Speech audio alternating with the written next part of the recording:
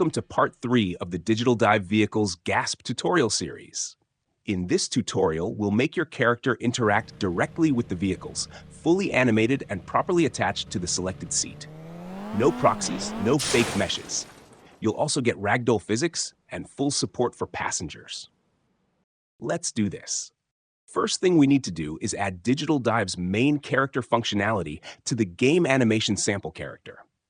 The easiest and fastest way to do that is by making GASP's main character a child blueprint of our advanced vehicle system character. Otherwise, you'd have to copy and implement all the logic and interfaces manually, which is obviously more complicated and time-consuming. So let's move on with the recommended procedure. Open GASP's main character, CBP Sandbox Character. Go to Class Settings, and change its parent class to BPDC Add Third PCChar. You'll see that some components have been added to your character. Now, the GASP character inherits all of Digital Dive Advanced Character's logic, but it has its own begin play and event tick events, which override the parent functionality. To fix that, just add a call to the parent function in both events. Right-click on the event, select Add Call to Parent Function, and connect it between the event and its logic. Next step is adding all animation logic to the GASP character. First, we need to retarget some animation blueprints. Navigate to DD Vehicles Advanced, Animations, Mannequin UE5, and right-click on any asset. Select Retarget Animations.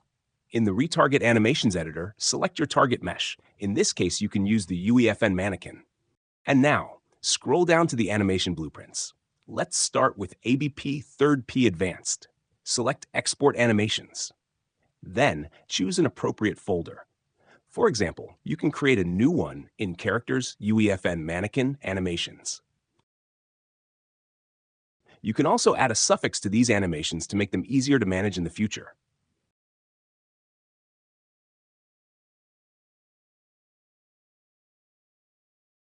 It may be a good time to save everything. Now do the same with ABP 3rd P Add Ragdoll. Export, select the same folder as before, and add the same suffix.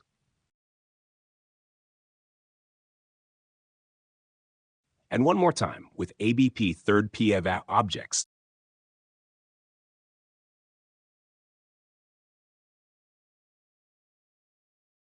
Now that all important animations and animation blueprints are compatible with the game animation sample's main character, we just need to add them to its main animation blueprint.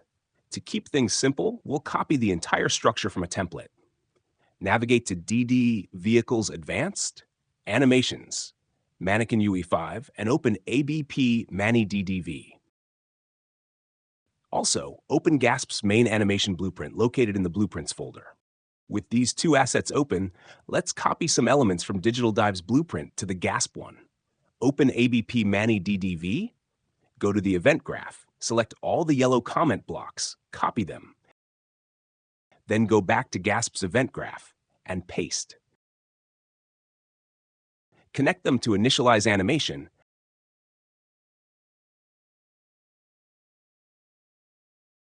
and to update animation.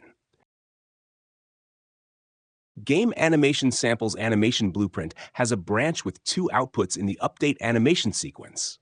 Make sure that both of them are connected to the copied logic.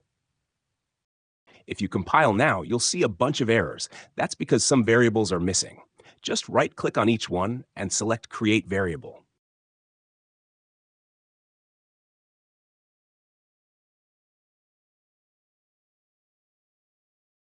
Compile again to check that there are no more missing variables. Let's go back to Mani DDV. Now we'll copy the Anim graph logic. Open the Anim graph, select the yellow blocks, then open GASP's animation blueprint again, open its Anim graph, and paste everything in a wide enough area. Connect all this logic right before the output pose.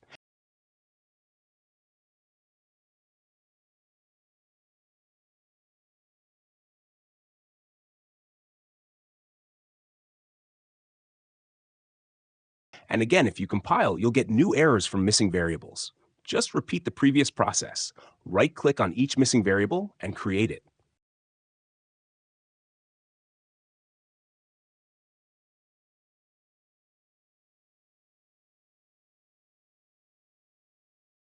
Once you're done, compile again to make sure there are no more errors. Finally, we just need to assign the animation blueprints we retargeted earlier to the linked Anim graph nodes we just copied. Select the first one, and in its properties under Instance Class, choose ABP 3rd Advanced. For the second one, assign ABP 3rd Advanced Ragdoll.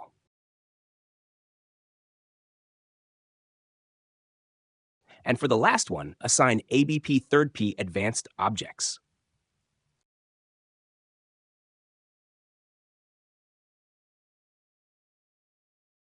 Digital Dive Vehicles Advanced Packs use several Anim notifies to coordinate events with animations, such as grabbing or releasing the door. Since these animation blueprints are integrated as linked Anim graphs, you need to edit your animation blueprint's class defaults and enable Receive and Propagate notifies from and to linked Anim graphs. With this, we're almost ready to go. The GASP character will already interact with vehicles. But as you'll see, it will collide with the doors.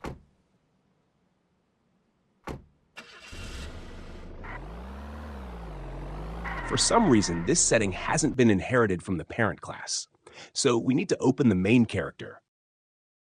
Select its mesh, scroll down to Collision Settings, and set it to ignore destructible pieces. Now, everything will work as expected. Enter and exit animations for cars,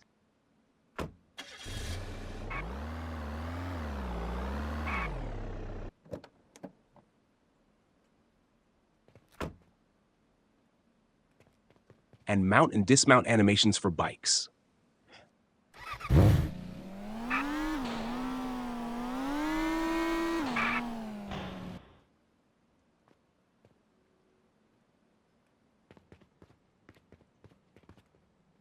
In the case you're using the advanced fuel system, your character will already be able to interact with it, but it will be missing the grab, release, and use animations.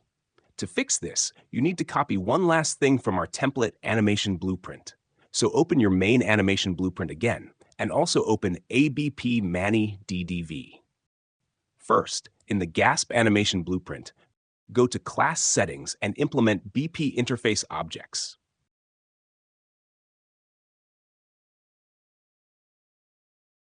Then, in Mani DDV, open the interface graph and copy all of its content. Go back to the GASP animation blueprint, create a new graph, name it Interface Graph, and paste what you just copied.